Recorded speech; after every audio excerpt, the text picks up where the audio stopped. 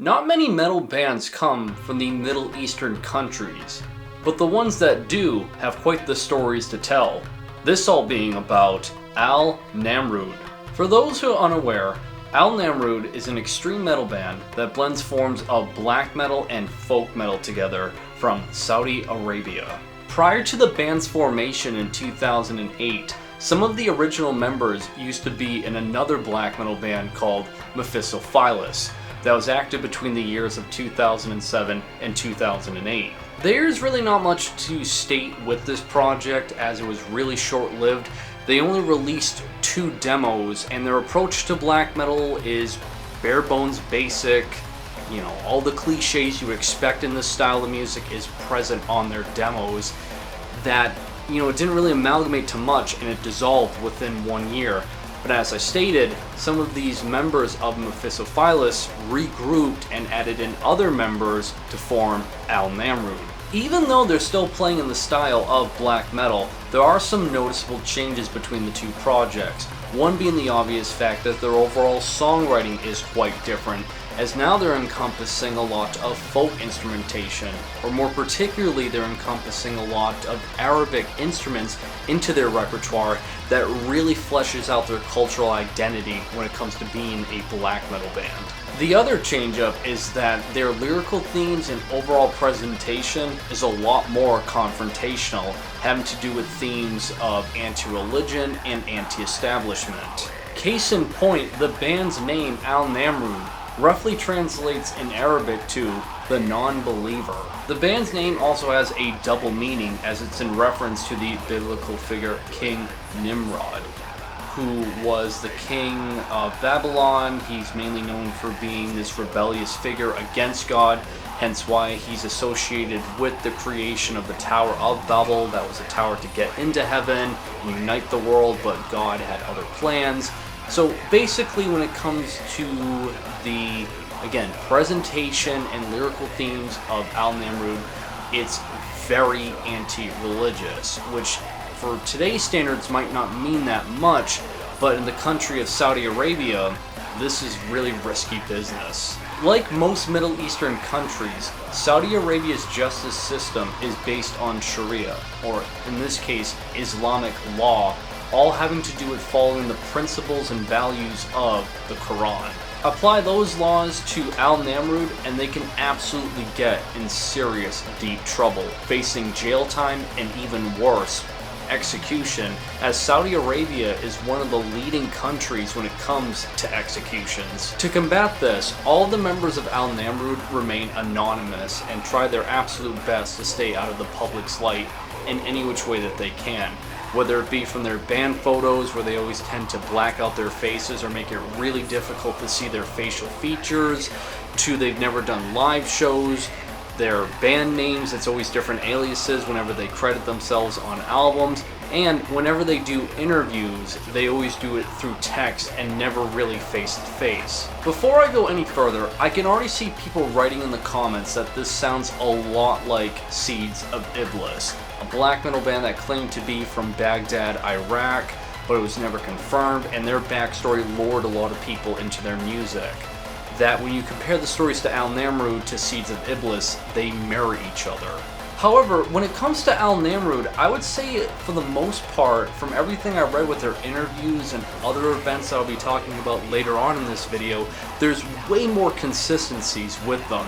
For example, their band photos, even though for the most part they try to conceal their faces, no one's claiming that they forged them from other band photos like Seeds of Iblis did.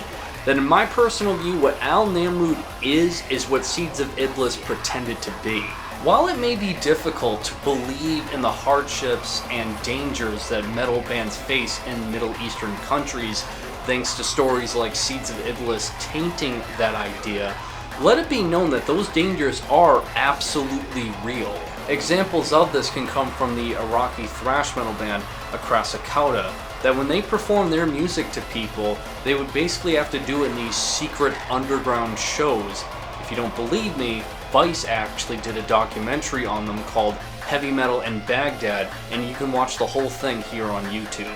Another example would come from the Iranian thrash metal band Confess, who ended up serving jail time, again, just like Akrasakauda, for being a thrash metal band that had lyrical themes that were deemed to be anti-religious.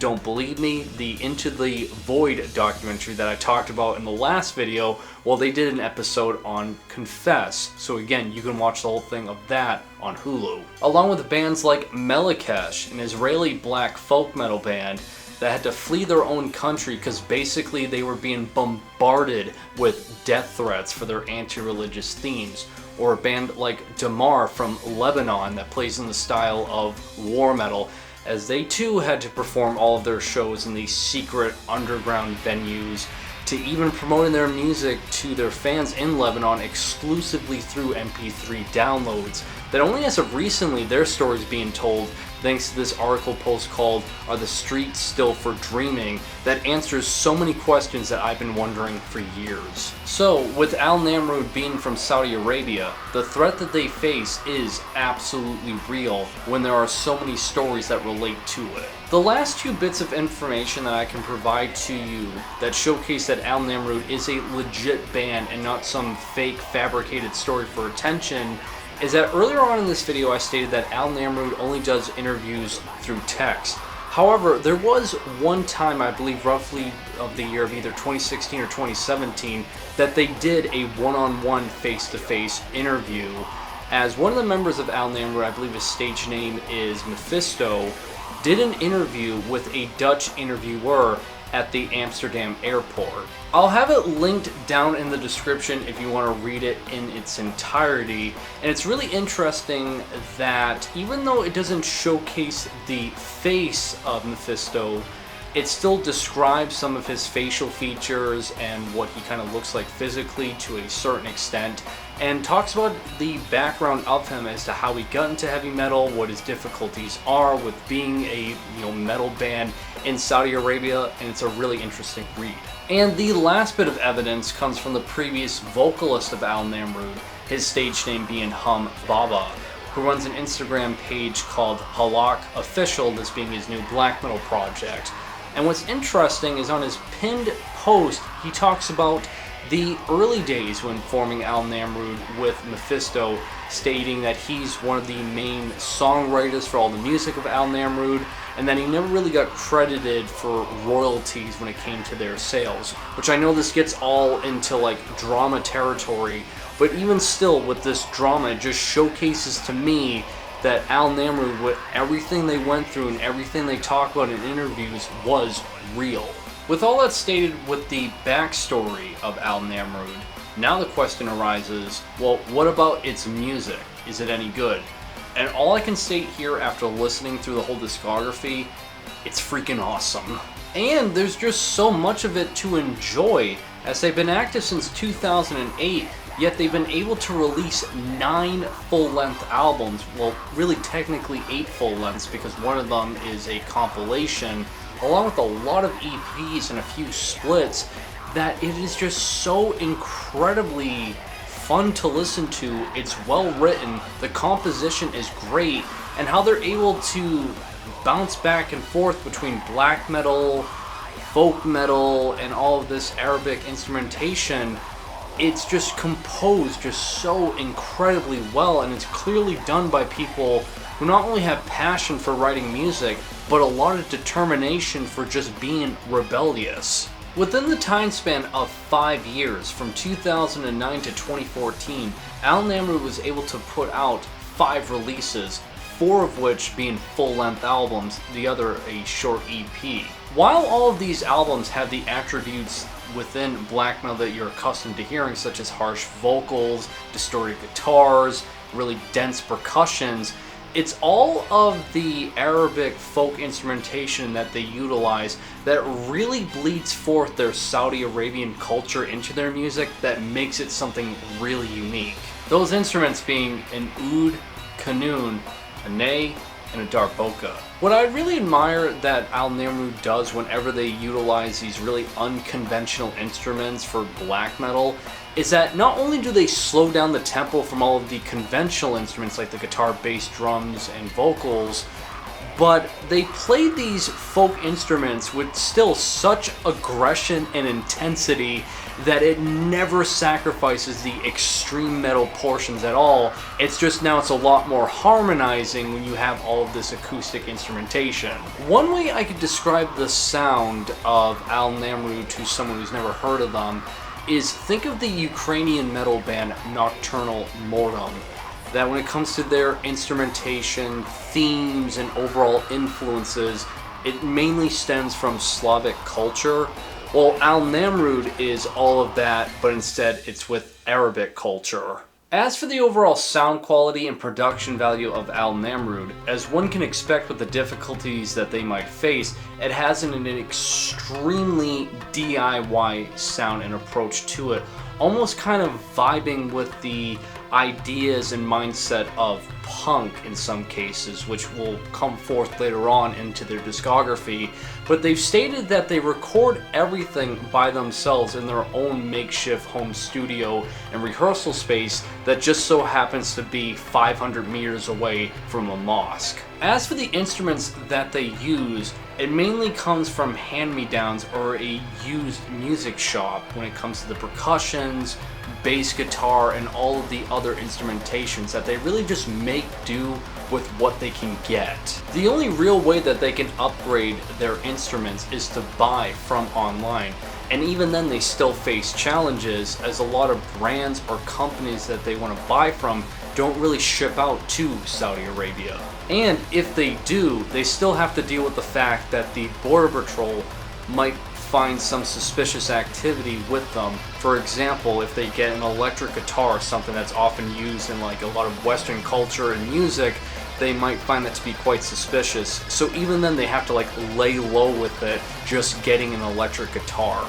I would say the biggest contributor that's really helped Al-Namrood, besides their passion and desire for making music, would have to be the label that they're signed to, that being Shaitan Productions, based out of Canada. This is a label that specializes in specifically signing Middle Eastern themed black metal bands, and when you take into consideration the situation of Al-Namrood, they fit perfectly in the roster. And thanks to Shaitan Productions, it's helped them find studios to master their music, along with putting out music videos for Al-Namrood, because God forbid they couldn't do music videos in Saudi Arabia with the music that they're playing. Just reading upon the situation and difficulties that this band has to put up with every day, it's astonishing that they're still doing it. It's incredible that they're still releasing music on a consistent basis, and that it sounds so well for it being so DIY. Maybe I'm just mesmerized by the story a little bit too with them, but the music of this group is sensational. I would personally heavily recommend their 2015 full-length album, Darkness of Injustice, if you truly want the peak of their songwriting when it comes to the black metal and Arabic folk instrumentation melding nearly perfectly. In terms of its songwriting, it's still done in the same exact vein as the albums that came before it.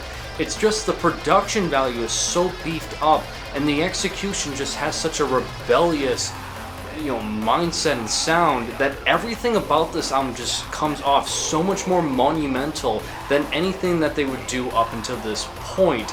The vocals on here, while it still maintains the harsh, wretched screams in some aspects, you start noticing now that the vocalist has a bit more of these yells and shouts that reminiscence to something of like hardcore punk almost in some sense, that really fuels that rebellious mindset and attitude on here. Even the unorthodox, Arabic folk instrumentations you'll come across on this album, as harmonizing as they are, it still doesn't sacrifice any of the dark, monumental, or heavy aspects you would want on an album like this. Just all the transitions, the songwriting, the mindset, the passion, the attitude and emotions on this is spectacular, and I would recommend this to anyone who wants a gateway album for Al-Namrood. If I had to take a wild guess as to why this band's discography is so consistent, I would state the fact that in some interviews that I read, they always discuss that they have difficulty finding other band members, that they really have to be someone truly committed to this and be almost like this secret type of group, that I feel like because of them being so exclusive as to who they pick in the band, it allows for more consistency with ideas from the band members that are in Al-Namrood to begin with. Thus, albums are pumped out in terms of quality and the same type of standard. Thus, I would say, honestly, them just being limited to their own resources, they are absolutely working it to their advantage. While Darkness of Injustice is what I would highly recommend to start out with to understand this band's sound, my personal favorite of theirs that I was listening to over and over again before making this video would be their follow-up album in 2017 titled Encar. Just from the album artwork, there's a noticeable change, that being their band logo now consists of the anarchist A, showcasing a lot more of that rebellious punk kind of attitude and presentation, being very anti-establishment. It's just surprisingly, from interviews that I read, they went through quite the bit of backlash by people outside of Saudi Arabia, surprisingly, such as nationalists, conservatives, even liberals, stating that they've gone really radical, which is kind of how they've always been considering how this band started with their situation. It was really odd reading that for the backlash that they would receive. Regardless, with this album right here, with its sound, presentation, and attitude, it has a much stronger punk sound and mindset than a metal one. Because of it, it doesn't really maintain any of the black metal elements, say for maybe some distorted guitars or some of the faster moments, right, resemble extreme metal. But for the most part, what this is, it's a mixture of folk metal and forms of like crossover thrash and hardcore punk being played. And oh my god, this album is so incredibly infectious that I just want to buy it up. What I love about it is every bit of it is so harmonizing, upbeat, and just catchy. And not just the folk instrumentation, but the guitar riffs, the percussions. The vocals aren't the wretched screams, they're more of the rebellious, hardcore punk yells on here. That is just so infectious to listen to. Like, everything about this album, just to me at least by my standards, screams hardcore punk. It screams anti-establishment attitude and presentation and sound, and I just absolutely love it. Even with all the folk instrumentation that comes and goes between songs, it doesn't lose even an ounce of that rebellious, aggressive punk attitude and sound with it. That I know a lot of people view folk punk to be ludicrous and bad, but with Al-Namrood, with their approach on this album, blending those styles together on here, they make it work 100%. If you end up enjoying Encar as much as I did, then I would obviously strongly recommend their follow-up album from 2020 titled Wall Aid, which I believe translates to royalties. Again, done in the same exact way in terms of its emotive mindset and songwriting. It's just now what they kind of brought back forth a little bit is the black metal influence, at least when it comes to some of the guitar riffs and some of the shouting and screaming on the vocals, but still it maintains that punk, folk metal type of a hybrid sound that in terms of its riffs, in terms of the melodies, and how harmonizing yet aggressive everything is, it is so incredibly infectious. Even when the band transitioned into the 2020s, they still would remain consistent putting out releases, as in the year 2022, they would put out an EP titled Worship the Degenerate. And while it only contains half the amount of material from their full-length albums, what's interesting to point out here is that they've kind of abandoned, for the most part, some of the folk instrumentation that you're used to hearing from the previous albums. What they really brought forth here, however, is a lot more aggression and brutality, almost in a death metal type of aspect, that it's more of like this Black Death type of release, that if you want Al-Namrood at their most aggressive and heaviest, bar none, this EP is absolutely that. I believe that mainly has to do with the fact that their vocalist that they had for 10 years that I referenced way earlier on in this video, Humbaba, has now left the band, and they have a different vocalist for this one particular release, that he just sounds a lot deeper compared to everyone else that they've had. along with the fact that the percussions, they utilized a lot more blast beats on here, which they utilize sparingly in other releases, but never to the amount that they have on this EP.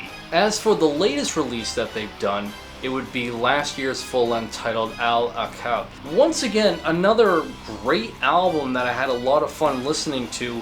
It's just, all I can really state about it is it's a combination of everything that they've already done. It really more so now, the punk elements have kind of been abandoned from the previous albums that I was really loving, and just bringing back forth that mixture again of black metal and folk metal simultaneously. That it's not their standout, but it's just nice to know that this band is still continuing on to this day, and the quality really hasn't been diminished at all. As it stands, Al-Namrood is still active to this day. Mephisto is still really in control as to what goes on with this band, and even though now they kind of gone through a bit of a shakeup with the lineup, as it's not as consistent, at least with the vocalists that they've gone through, it's incredible to know that they're still going to this day. They still maintain their anonymous, aliases still. They haven't been discovered by the Saudi Arabian justice system for the blasphemies that they've committed with their music. And the quality, as I stated, is still top-notch considering just how DIY and underground their overall just premise is. It's really remarkable what Al-Namrood has accomplished. From all the different interviews that are out there, because there's a lot to discover with Al-Namrood, even from the ones they did with Vice 10 years ago, is they're always asked about the state of Saudi Arabia. Do they see a future for it, at least when it comes to like a metal scene? And they've always consistently answered no. They don't see any of it. To them, they're all that really exists when it comes to extreme metal in Saudi Arabia, and they never really recommend any music from their country. And to them, they are this resistance. They are this middle finger to the establishment of the country of Saudi Arabia from its norms, its religion, and everything else about it. That to me, it truly is a story of rebellion when it comes to just, music, I feel like. And Al-Namrood really lives and breathes it. And even if this is somewhat fabricated to some extent, call me out on the BS anyway here, but the music is just absolutely incredible. I love this mixture that they do with extreme metal and their cultural influences with folk instrumentation that just really has created an identity for them, and it's something that's so cool that a lot of metal bands do, and Al-Namrood has done it to truly make themselves into this unique entity within extreme music. And that'll do it for this video, guys. Like always, links provided to everything I talked about will be in the description below. Really curious to know what you think of Al-Namrood and what should be the next topic I do here on my channel. And like always, guys, make sure you guys drink plenty of water to stay hydrated, and have a great day.